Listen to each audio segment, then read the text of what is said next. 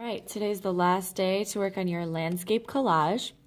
We still have an empty spot up here for the sun.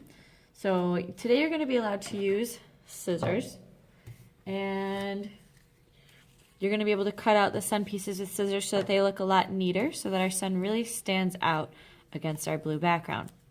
I decided to cut some triangles, and I'm just going to glue them all in place.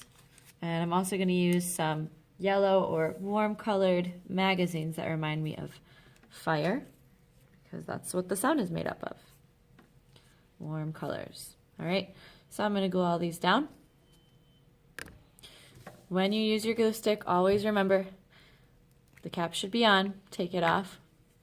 Roll it up just a little bit till the purple or the white part sticks out just a little bit over the edge. That's all you need. Glue the piece that you want. Don't put glue down on the paper in case you don't use every spot. And glue them down one by one. Remember that you can overlap them and layer them to fill up all of that space. Once you're finished gluing together your sun, make sure you twist the glue all the way down so you can't see it poking over the edge anymore. Put your cap back on tight so it doesn't dry out. And we're ready for the next step. Make sure that you don't have any huge gaping spots, holes in your sky or your grass. Otherwise, make sure you finish those parts first. And next we're going to use some magazine pieces. So I want you to look through the magazines and find 2 pictures that interest you. Okay? They should be different sizes.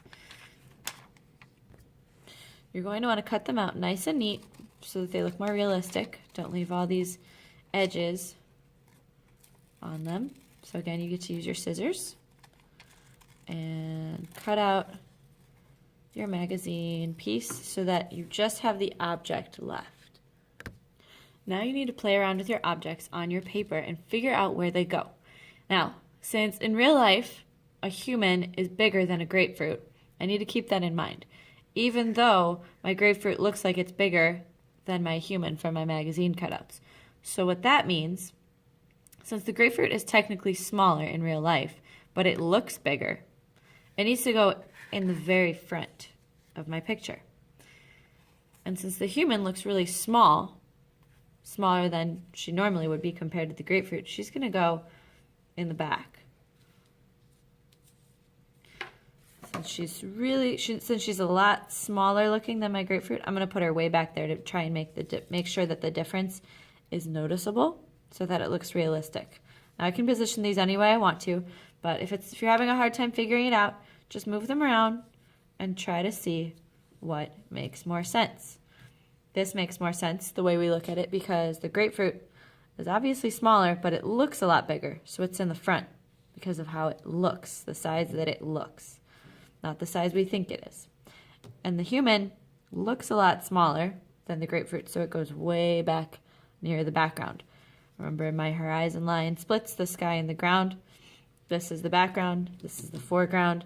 So somewhere in the middle ground or background is where my smaller objects should be. So I could put her right here, or over here, and I'm just going to play around with that until I've decided where I want my objects, and then glue them on. Be careful when gluing these smaller magazine pieces because they rip really easily. You need to be super gentle.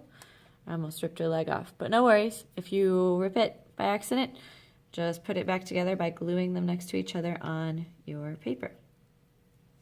So I'm going to glue her down here, and then I'll glue my grapefruit down here. And that's it. You have a collage. If you have extra time, feel free to add some more hidden objects, kind of like those I Spy games, and enjoy.